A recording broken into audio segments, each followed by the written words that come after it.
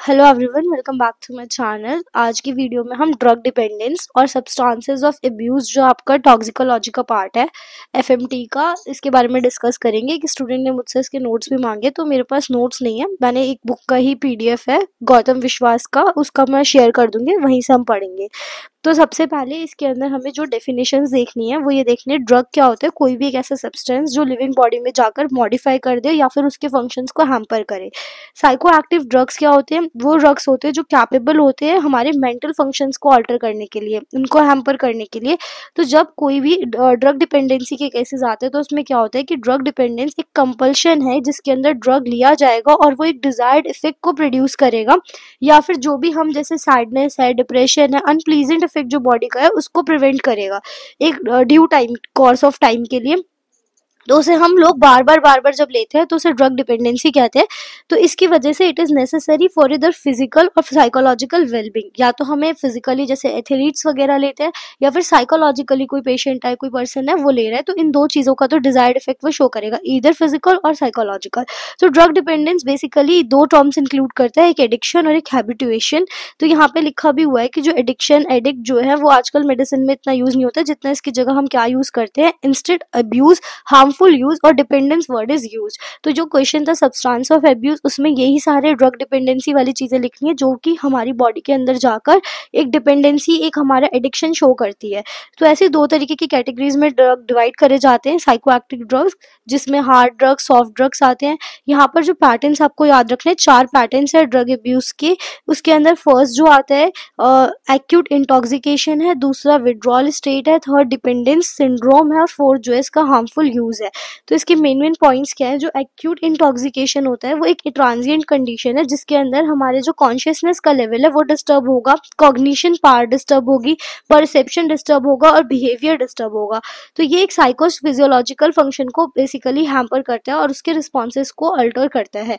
This is usually associated with high blood levels of the psycho active substance. जो भी substance लिया गया है, जो भी सब्सटेंस ऑफ ड्रग अब्यूज है, उसके ब्लड में हाई लेवल जब प्रेजेंट होगा, हाईली इंटेंसिफाइड होगा, तब जाकर ये कंडीशन एक्टिवेट होती है। जो इंटेंसिटी है इंटॉक्सिकेशन का वो टाइम के साथ धीरे धीरे कम होगा और ग्रेजुअली पूरी तरीके से, अगर वो सब्सटेंस नहीं लेगा तो डिसअपियर हो जाएगा, फिर रिकवरी कंप्लीट हो जाएगी। तो थोड़े से फेज के लिए, ट्रांजिएंट कंडीशन है तो थोड़े से फेज के लिए ये रहता है। विड्रॉल स्टेट में क्या होगा, एक ग्रुप ऑफ सिम्टम्स हमें देखने को मिलते हैं जब किसी ड्रग से कोई पर्सन एडिक्ट हो जाता है, और टोटली या पार्शियली उस पर डिपेंड है।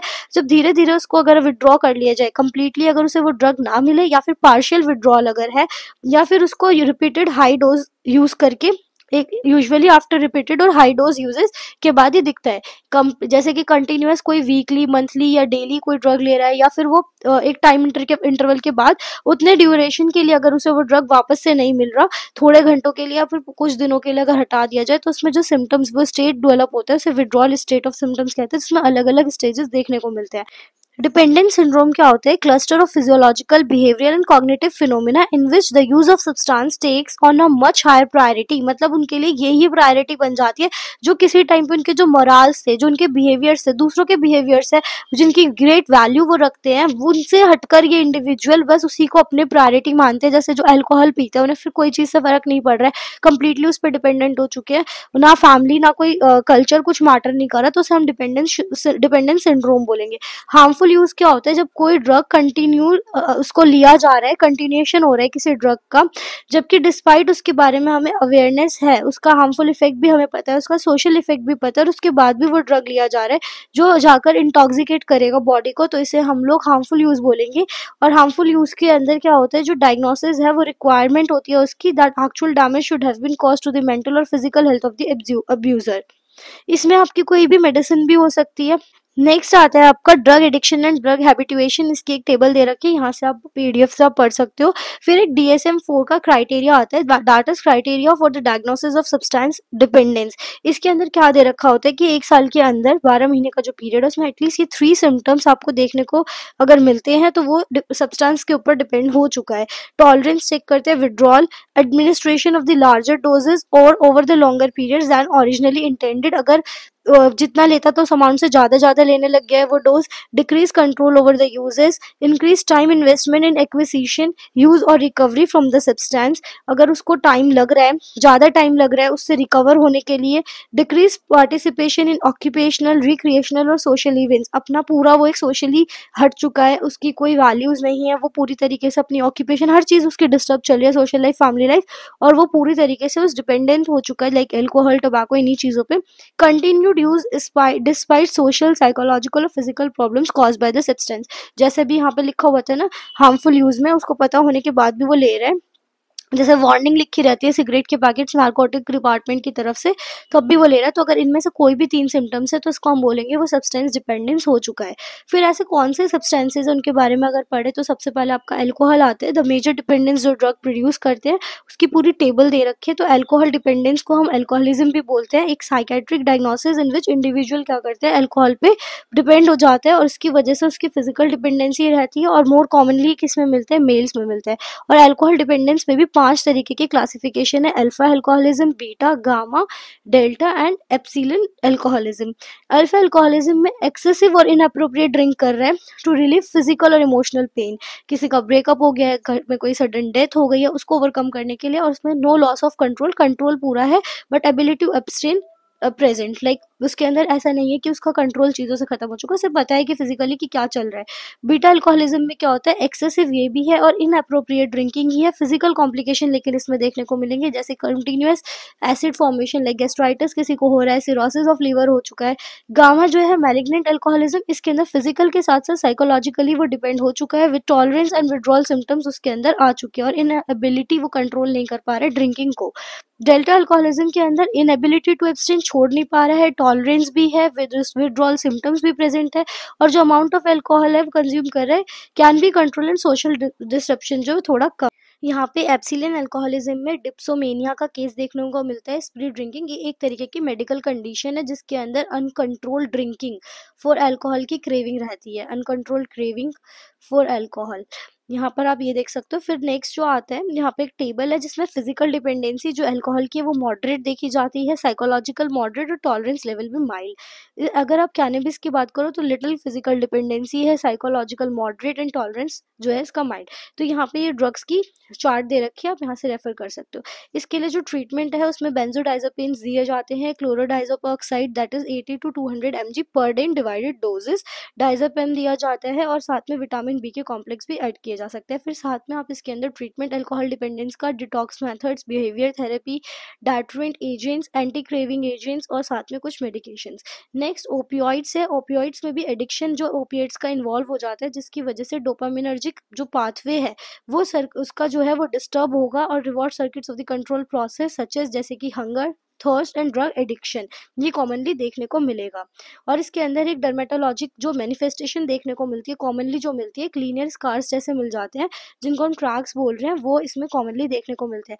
जिसके विड्रॉल सिम्टम्स है उनका अगर ऑनसेट देखें तो 12 से 24 घंटे में विड्रॉल सिम्टम्स का ऑनसेट है, 7 से 10 दिन तक जो लास्ट डोज के बाद के अगर 7 to 10 डेज में वो सबसाइड होगा। उसके बाद आते हैं science and symptoms, nausea, vomiting, anorexia, tachycardia, goose like skin जिसमें पाइलो इरेक्शन बोलते हैं, वो सब देखने को मिलता है। और ट्रीटमेंट में क्या है, ट्रीटमेंट ऑफ पहले ओवरडोज जिसके अंदर हम नार्कोटिक के जो अगेंस्ट वर्क कर रहे हैं ऐसे एंटागोनिस्ट देंगे, नाइट्रैक्सोन जैसे कि यूज करेंगे, डिटॉक्सिफिकेशन करेंगे। मेथाडोन की अगर बात करें 25 to 50 mg एक सब्सटीट्यूट ड्रग है वो देते हैं। फिर इसी तरीके से कोकेन की अगर बात करें वो भी क्या करता है, माइल्ड फिजिकल और बहुत ज़्यादा डिपेंडेंसी किसकी आती है, साइकोलॉजिकली एक्टिव जो होते हैं, स्ट्रॉन्ग साइकिक डिपेंडेंसी इसमें देखने को मिलती है। फिजिकली डिपेंडेंसी इतनी नहीं है लेकिन साइकिक डिपेंडेंसी बहुत हाई रहती है। और ट्राइफेजिक विड्रॉल सिम्टम्स ये पूछा जाता है किसके अंदर मिलते हैं, तो वो कोकेन में मिलते हैं जिसके अंदर अगर जैसे अचानक से छोड़ दें, डिसकंटिन्यूएशन हो, अगर क्रॉनिक टाइम से यूज करो और एकदम से छोड़ दे तो ट्राइफेजिक विड्रॉल सिम्टम्स देखने को मिलते हैं। तो सबसे पहले अगर अर्ली फेज की बात करें जिसको हम क्रैश फेज बोलते हैं, 9 घंटे से लेके 4 दिन का होता है। इसमें एनोरेक्सिया, डिप्रेशन, एगिटेशन, डिप्रेशन ये देखने को मिलता है और बहुत ज़्यादा क्रेविंग होती है कोकेन की, हाइपरसोमनिया और फैटिग एंड एग्जॉस्शन देखने को मिलता है। उसके बाद ये जो सिम्टम्स है नेक्स्ट 4 to 7 डेज के हैं। फिर थर्ड फेज के अंदर एक्सटिंक्शन फेज आता है जिसके अंदर 7 से 10 दिन लग जाते हैं। फिर कोई विड्रॉल सिम्टम नहीं देखने को मिलता, but increase vulnerability to relapse, बार बार ऐसा रहेगा कि करना है फिर से ट्राई इसको कोकेन को, उसकी वल्नरेबिलिटी रिलैप्सिंग पीरियड के लिए रहती है। इसके अंदर ब्रोमोक्रिप्टिन दिया जाता है, कुछ यूजफुल ड्रग्स जो है एमिप्रेमामिन देखने को मिल सकता है, जो कि ट्राइजाडोन देखने को मिल सकता है। और ट्रीटिंग अंडरलाइंग साइकोपैथोलॉजी को अगर ट्रीट कर लिया जाए तो वो एक इंपॉर्टेंट स्टेप रहता है, जिसके अंदर साइको सोशल ट्रीटमेंट टेक्निक्स हो गई, सपोर्टिव थेरेपी, बिहेवियर थेरेपीज, ये सारी आती है। फिर आते हैं कैनबिस। कैनबिस भी माइल्ड फिजिकल डिपेंडेंस और इसके अंदर विड्रॉल सिंड्रोम्स प्रेजेंट होते हैं। और ये जो सिंड्रोम है वो कुछ घंटों के बाद ही, अगर जैसे कैनबिस स्टॉप किया जाए तो कुछ घंटों के बाद देखने को मिलते हैं और 4 से 5 दिन तक लास्ट रहते हैं। साइकोलॉजिकल डिपेंडेंस जो है वो रेंज करता है फ्रॉम माइल्ड ओकेजनल ट्रिप्स से लेके सीवियर कंपल्सिव यूज तक, कि लाइक इनिशियली ऐसा लगेगा, थोड़ा बहुत ऐसे फील होगा कि चाहिए। हाँ, सबसे पहले साइकोलॉजिकल डिपेंडेंस जो है वो माइल्ड से लेके सीवियर की तरफ जाती है। साइंस एंड सिम्टम्स की अगर बात करें तो क्रॉनिक यूजर्स जो भी, साइंस एंड सिम्टम्स की अगर बात करें तो क्रॉनिक यूजर और अब्रप्ट जिसको सेजेशन हुआ है वो एक्सपीरियंस कर सकते हैं, जैसे कि मेलेज, थकान देखने को मिलेगी, उन्हें इरिटेटेड फील होगा, एगिटेटेड फील होगा, नींद नहीं आएगी, ड्रग्स की बार बार क्रेविंग्स रहेंगी, इंसोम्निया फील होगा, ट्रैमर्स फील होंगे, स्वेटिंग फील होगी, बॉडी एक फील होगा।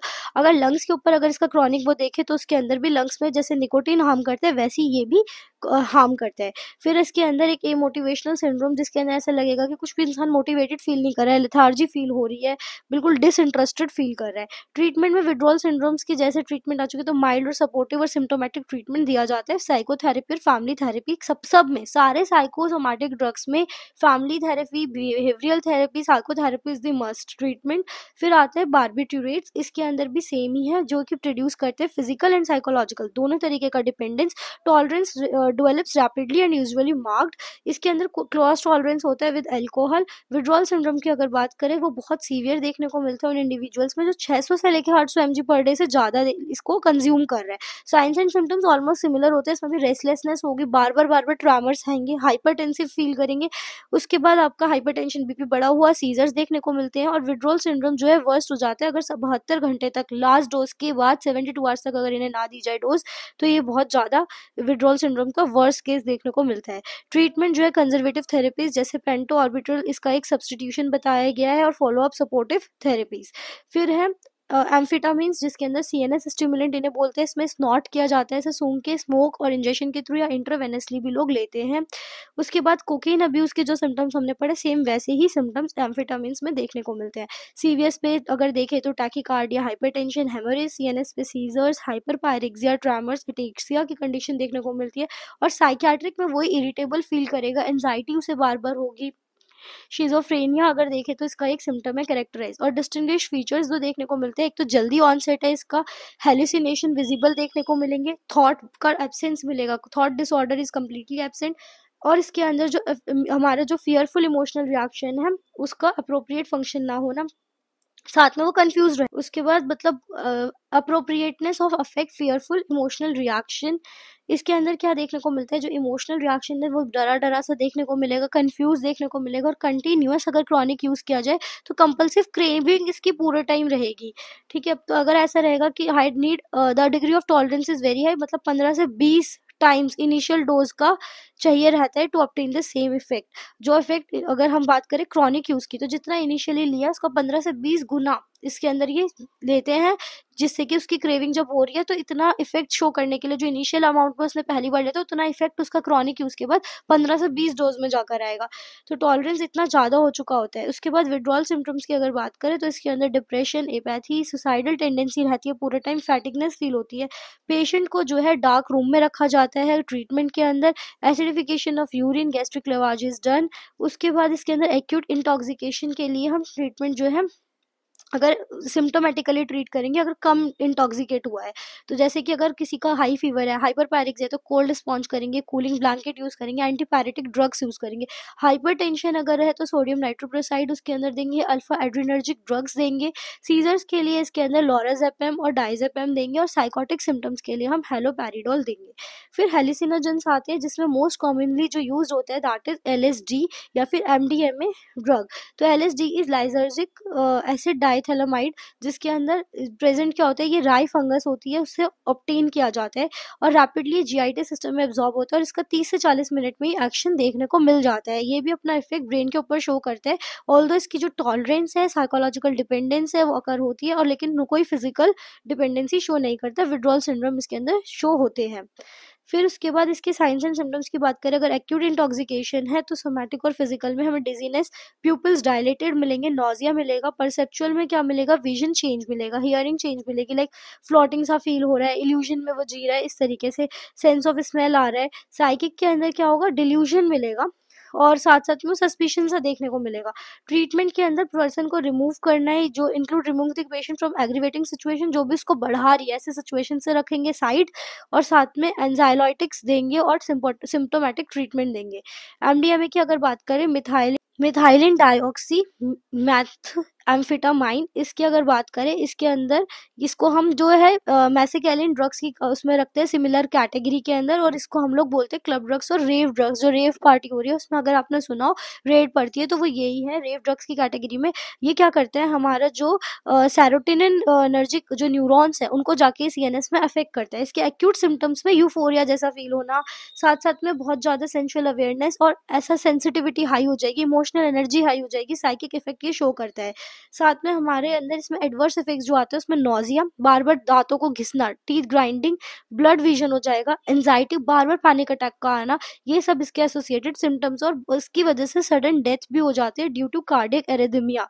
और नो स्पेसिफिक ट्रीटमेंट इसके अंदर, बस जो सिम्टोमेटिक ट्रीटमेंट है वो ही दिया जाता है। इनहेलेंट में जो ड्रग्स आते हैं, इनहेलेंट जो कॉमनली अब्यूज किए जाते हैं क्योंकि वो आसानी से अवेलेबल और रैपिडली अपना एक्शन शो करते हैं बहुत लो कॉस्ट पे, तो 3 तरीके के सॉल्वेंट्स, गैसेस एंड नाइट्राइड्स। जो पेंट थिनर्स होते हैं हम यूज करते हैं उनको यूज कर लेते हैं लोग, गैसोलीन के ग्लू को यूज करते हैं, ड्राइक्लीन के फ्लूइड को यूज करते हैं। गैसेस में क्या करते हैं, ब्यूटेन से बना हुआ लाइटर, प्रोपेन के टैंक्स, रेफ्रिजरेटर में जो गैस यूज करी गई है, और या फिर स्प्रे पेंट्स और deodorants.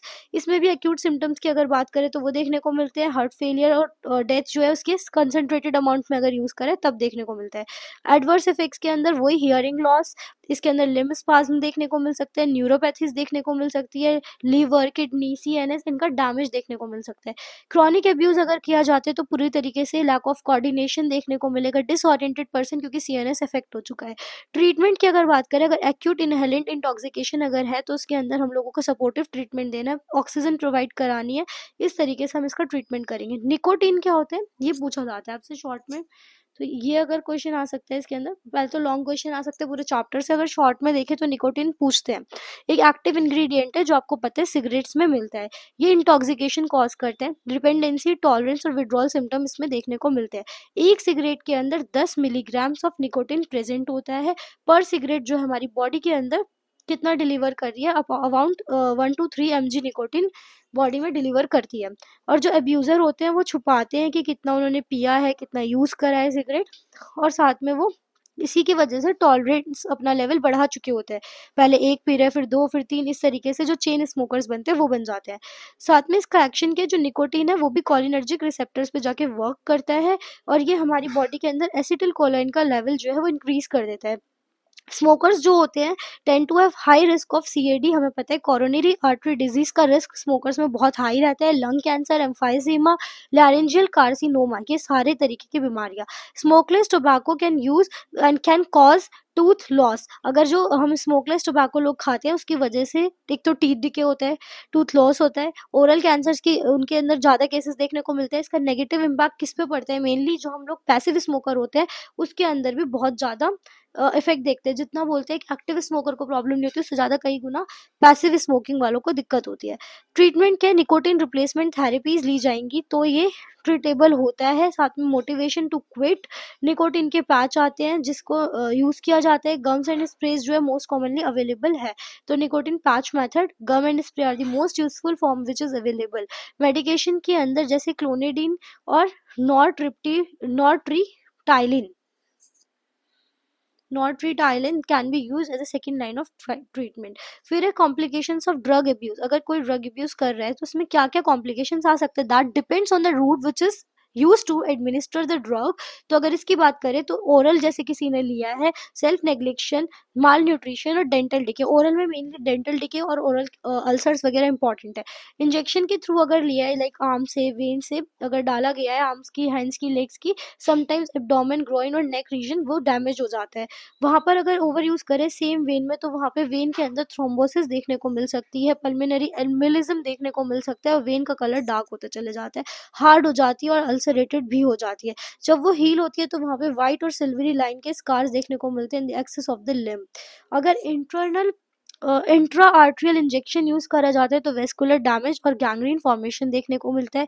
Fragments may be injected and lead to micro emboli in the lungs, liver, where they can form granulomas and even sepsis. अगर उनके फ्रेगमेंट इंजेक्ट हो गए तो वहां पर ग्रैन्युलोमा और एप्सिस देखने को मिल सकते हैं। अगर इन्फेक्शन हुआ है तो सेलुलाइटिस और स्किन एप्सिस फॉर्मेशन इंजेक्शन की साइट पे देखने को मिलता है। फैट की एट्रोफी और नेक्रोसिस और क्रॉनिक मायोसाइटिस में बी सीन। उसके बाद सेप्टिसीमिया देखने को मिल सकता है अगर वो सिरिंजेस किसी एड्स पेशेंट की यूज़ कर ली या फिर कोई ऐसी कम्युनिकेबल, तो HIV, सिफिलिस, मलेरिया ये सारी बीमारियां ट्रांसफर हो सकती है। इनहेलेशन होता है तो फिर वहाँ पे उस केस में अस्थमा, ब्रोंकाइटिस और न्यूमोथोरिक्स या वोमिटिंग केसेस देखने को मिलते हैं। कुछ और कॉम्प्लिकेशंस की बात करें तो pulmonary tuberculosis which is very common, ये देखने को मिलता है। एक्यूट क्रॉनिक लिवर डिजीज देखने को मिलती है, किडनी प्रॉब्लम्स और साइकेट्रिक कंप्लेंट्स। फिर आते हैं पोस्टमार्टम फाइंडिंग। इसमें आपको एक्सटर्नल और इंटरनल के कुछ मेन पॉइंट्स लिखने हैं। जैसे कि अगर एक्सटर्नल की बात करें तो कोई कंटिन्यूस ड्रग ले रहा है तो वेस्टिंग ऑफ बॉडी देखने को मिलेगी, मुंह के बाहर झाग देखने को मिलेंगे, लिम्फ नोड्स उसके एनलार्ज देखने को मिलेंगे। साथ में वो उसके अगर वहाँ पे टैटूज वगैरह जो है स्कार हाइड करने के लिए उसने बनवाए होते हैं तो वो देखने को मिलते हैं और ज़्यादातर वो पिगमेंटेड स्किन देखने को मिलेगी। मेन लाइनर्स के फोर आर्म्स और डॉर्स ऑफ हैंड्स में इन द मेन लाइनर्स वहाँ पर फाइब्रोज स्किन देखने को मिलेगी, फाइब्रोज वेन देखने को मिलेगी। Such tattooing in the turkey is called as turkey skin. यहाँ पर क्या होता है, जहाँ पर वो टैटूज वगैरह जो बनते हैं, सूट टैटूइंग जिसे बोलते हैं, जहाँ पे पंच किया जाता है, punctate areas of black discoloration वो देखने को मिलते हैं। क्योंकि वहाँ पर होता क्या है, जो जहाँ पे टैटू बनाया गया उस एरिया को कवर करने के लिए वहाँ पे क्या डिपॉजिट होने लगता है, carbonaceous material along the track of the needle. Needle का जो ट्रैक है वहाँ पे, और इसी वजह से वो जो स्किन है टैटू वाली उसको हम टर्की स्किन के नाम से, सर्च tattooing is called as turkey skin because वो एक टर्की बर्ड के रिजेम्बलेंस की है, इसलिए उसको बोला जाता है। यहाँ पे multiple circular sunken atrophic scars भी देखने को मिलते हैं, जैसे स्किन पॉप आउट हो चुकी है वैसे जैसे स्किन इन्फेक्शन में होती है। फिर साथ में रीसेंट इंजेक्शन साइट जो अगर अभी रिसेंट में लिया है तो वहाँ पे इन्फ्लेमेशन देखने को मिलेगा। सबक्यूटेनियस अगर हीरोइन ली है तो उसका हायर इंसिडेंस ऑफ एप्सिस, वहाँ पे एप्सिस फॉर्मेशन ज़्यादा देखने को मिल सकता है। क्रॉनिक एडेमा अगर हैंड्स का है वो देखने को मिल सकता है पोस्टमार्टम करने के बाद। और सेकेंडरी क्या देखने को मिल सकता है, occlusive thrombophlebitis in the foam is seen in occasionally in the terms of long addict patients. अगर ऐसा बॉडी में लिए जो लॉन्ग टर्म के लिए एडिक्ट है तो वहाँ पर ये देखने को मिलेगा। हैबिचुअल इनहेलेशन अगर किसी को है कोकेन और हीरोइन की तो वहाँ पर उसको नेजल सेप्टम में परफोरेशन देखने को मिल सकता है। अगर ऐसी बॉडी मिली है उसके अंदर इंटरनल जो हम चेक करेंगे तो क्या क्या सिम्टम्स लिखे। अगर विसरल फाइंडिंग की बात करें, नॉन स्पेसिफिक ट्राइड किसका मिलेगा, सबसे पहले एडिमा मिलेगा, ब्रोंकोनिमोनिया और एस्पायरेशन ऑफ गैस्ट्रिक कंटेंट, ये टिपिकली विसरल फाइंडिंग मिलती है। पेरिकार्डियल, प्लूरल और पेरिटोनियल इफ्यूजन मिलते हैं। स्टमक के अंदर अगर कुछ ड्रग इनटेक करा गया तो पिल्स और कैप्सूल्स मिलेंगे। लीवर में चेंजेस मिलेंगे, अगर पैरेंट्रल ड्रग का रूट लिया गया तब भी मोस्ट कॉमनली चेंजेस मिलते हैं, जिसमें हिपैटिक लिम्फोएडिनोपैथी और हिपैटिक पोर्टल ट्राइडाइटिस ये देखने को मिलता है। स्प्लीन के अंदर स्प्लीनोमेगाली बहुत कॉमन है, हाइपरप्लास्टिक चेंजेस। उसके बाद लंग्स में प्लूरा जो है वो पेटाइकल हेमोरेज शो कर सकती है और लंग्स जो है कंजेस्टेड देखने को मिल सकते हैं। हार्ट में वेल्वुलर डिजीज, और साथ में आपको ब्रेन का याद रखना है, इसके अंदर necrosis oedema due to hypoxia हो सकता है। तो ये इंपॉर्टेंट सी पॉइंट्स है जो मैंने कवर करा दिया। आई होप आपको ये वीडियो समझ आई होगी। Do like, share and subscribe for further videos. Stay tuned.